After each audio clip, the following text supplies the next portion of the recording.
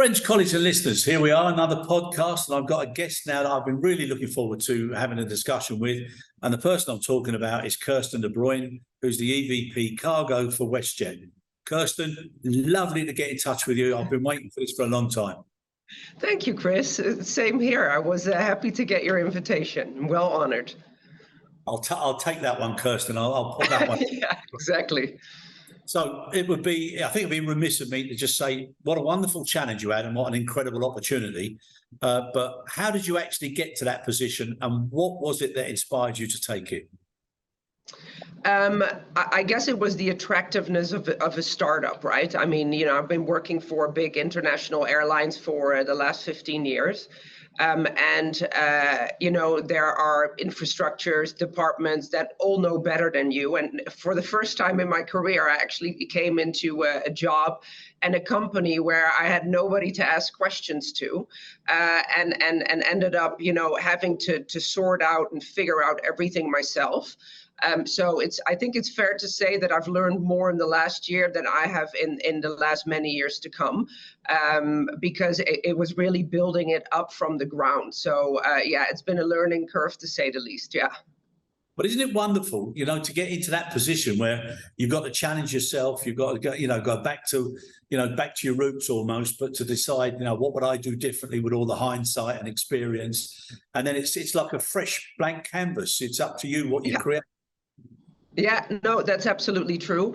I think when I came here, obviously, WestJet being a passenger airline for the last 27 or so years, you try to tell the organization what is so different about cargo, but it really only lands properly when you start the operation and then suddenly see that, flights don't always go up and down, and there's quite some more disruption than you're used to in a passenger organization, with, even asking crew, can you just lay over till tomorrow and wait for the shipment to come type of, things that we're doing. So we're really pioneering. And, while we were setting up this whole organization with people and talent from all over the world, I ended up, network planning in an Excel sheet and thinking, okay, so what would I actually do? Because I don't have a network planner to ask.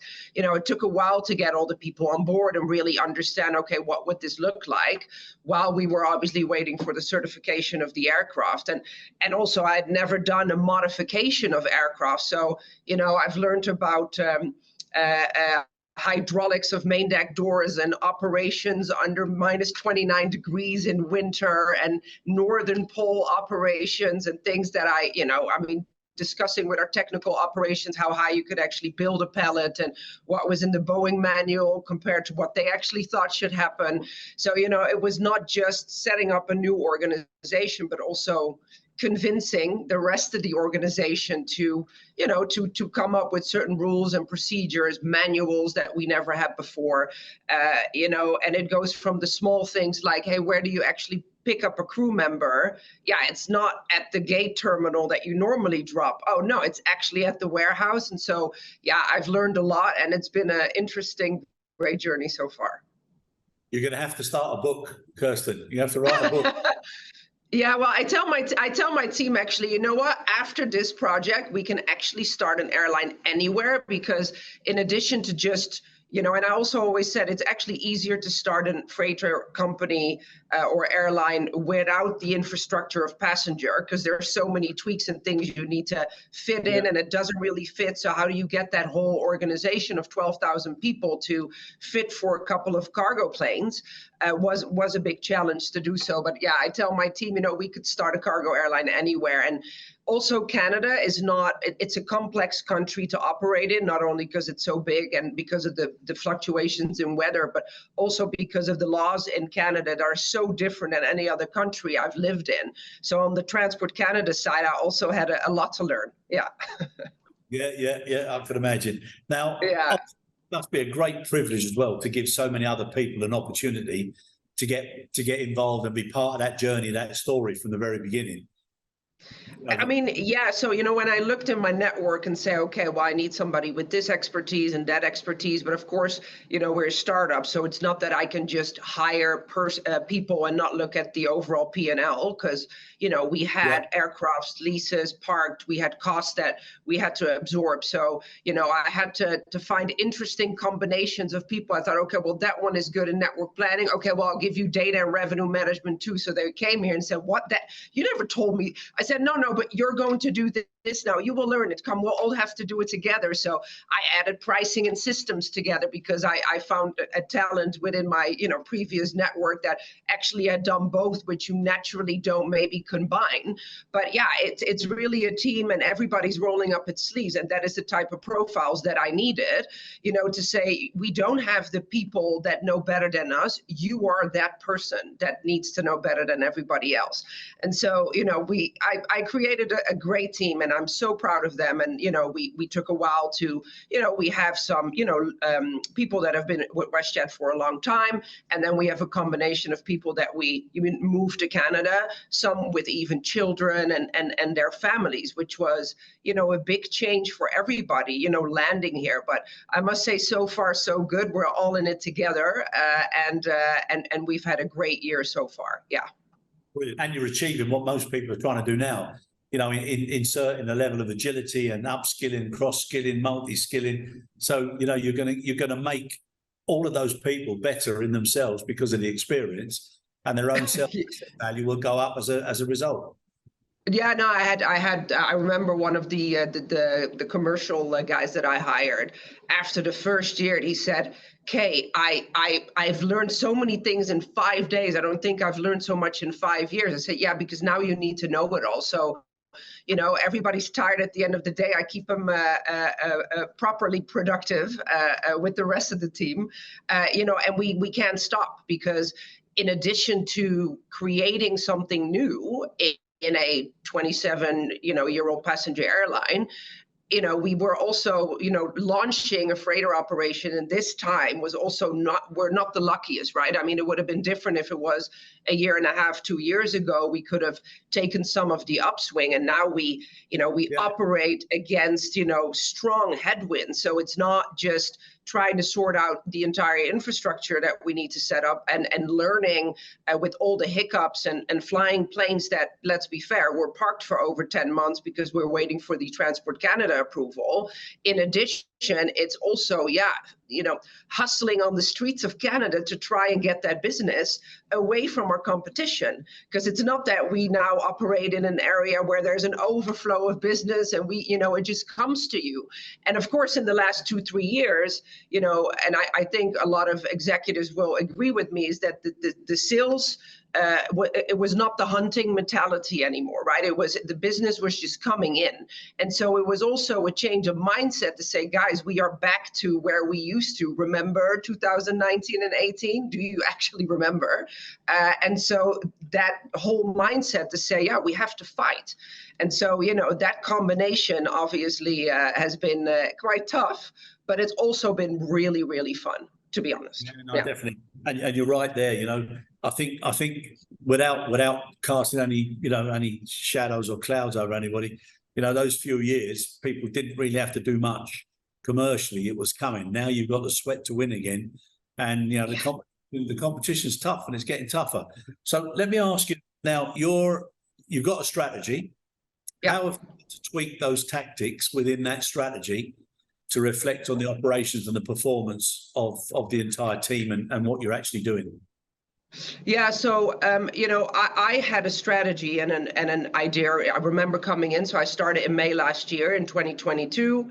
And obviously, you take your first 90 to 100 days to say, okay, what am I really going to do? And this is what I make up. Oh, it's already changed so many times. Because, the thing is, I also needed the people to tell me that know better than me to say, no, actually, you were wrong, Kay, in this one. This is how we should do it. And so, I also didn't want to make too much changes because I think the worst thing that you can have as a leader and my leaders in my team that I I've sorted out everything, and then this is how you're going to do it. And what if that person absolutely disagrees or says, you know what, I actually think we should do it in this way. So I try to come up with the framework to say, this is what we need to accomplish. But I left certain things open and changed certain things that I was actually wrong in the end. And so the organization ended up changing a bit, because when my head of operations started, they said, no, you made this up, but I don't think we should do it this way, because now I see what we need. And so I left that leverage for the leaders as well to make their own team, right? Because, I wanted also them to think it's their own company, because in the end, that's how we feel about this cargo venture. It's our own child that we are kind of raising. And so, we've changed that strategy a few times. I think we're now complete as a team to say, okay, this is how we're going to achieve what we've put on paper. And that's just been in the last few months that we've really kind of, of course, little tweaks in here and there that happens with the market changing every day, and us learning as well every day on the Canadian market and the North American market. Yeah. Yeah, no, that's fantastic. And obviously the objective of the leadership style, involving people and helping them to own something, that's so important, because otherwise they're just going to feel as if you're micromanaging all the time. But to micro follow up is important. Yeah, that in addition to settling down your family, kids to a new school, new language. I mean, so it's all of that, right? So I think I thank the wives and the husbands as well here on this podcast for helping us, because if we didn't have the partners and the support, we wouldn't be here 16 hours a day trying to fight. Yeah. 100%, yeah, it's a team from all sides, domestically and corporately. Right. Exactly. Within that strategy, obviously you're gonna keep the O&Ds lower but higher frequency. So how's that gone? We've fallen and we've started again. So we had an idea. I think what a lot of people don't know. I mean, WestJet is the second largest airline of Canada. I mean, I think that it's twofold. We don't only have the freighters, we don't only have the 787s, but we also have 180 narrow bodies to fill. And for me personally, coming from global aviation, but the bigger airlines where it's all wide body, I can tell you that narrow body optimization is much more complex and difficult to find business for and do it well. On one side, the freighter was a complement. Now, when we started, we had three tails. One of the things that we still need to install was SATCOM and HF frequency in order to fly further and over water. So in the initial startup, even until today, we were bound to North America. We've been flying each tail to Kelowna to do the SATCOM installation. So as of the 1st of September, in the next week or so, we will have all four aircrafts, because the fourth aircraft landed here in Calgary on the 2nd of August. It takes a few weeks to do the paperwork and put it on your AOC, etc. And it had to also had the SATCOM installation. So to be honest with you, as of the 1st of September, we really have the freedom to fly where we want, of course, subject to traffic rights and all that stuff. But I mean, we're not bound to North America anymore because we were waiting for that SATCOM installation. So I do think that I know that we are exploring new venues and new destinations. Now we can actually broaden our wings much more. The reason why we started with high frequency and less stations is twofold. So one is operational readiness at the stations, from your ground handlers to your ramp handlers to your load masters. I only had one head of operations, and so getting that ready, based, on the help of all of our outsourced partners and our GTA partner was one thing. The other thing is that domestically, you don't really have the data. Being from global airlines and cargo, you go to your IATA report or your World ACD report, and you probably know that it kind of reflects the truth of what you're trying to do and what volumes there are. Now, operating in a domestic market where you do not have that data is a new thing. So we really had to try and start every day of the week to find, hey, what is really the right day to operate? And so we fine-tuned based on that. And of course, we had to invest in that because, yeah, I didn't have a report to go to and say, okay, how much cargo is there domestically, because it simply doesn't exist. I think only 20 to 30% of domestic cargo is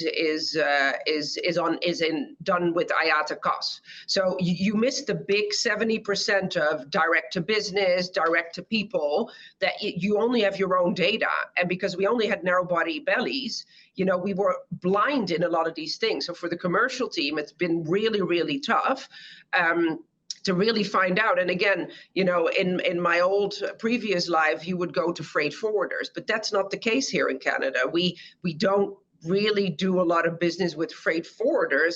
It is really the companies. It's really the companies that ship their products. It's the individuals that ship their belongings. It's the businesses that run outside of cost. So it's a different way of hunting for business than I was used to. So that was for me already a learning curve. And luckily I had really solid salespeople that operated in the Canadian market for a while that could coach me into how Canada really works. So yeah, it's been fun, and it's been very different than I've ever seen. Yeah.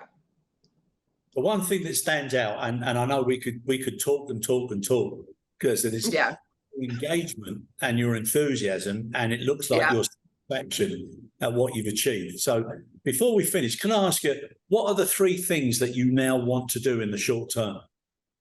In the short term, so we want to come with a real network. When I say our real network, is not that North America was not our real network, but I told you we couldn't fly over water. So we are going to announce, hopefully in the next 2 weeks, where we're actually going to fly now, and which collaborations that we've worked in the background in order to explore that or to implement that.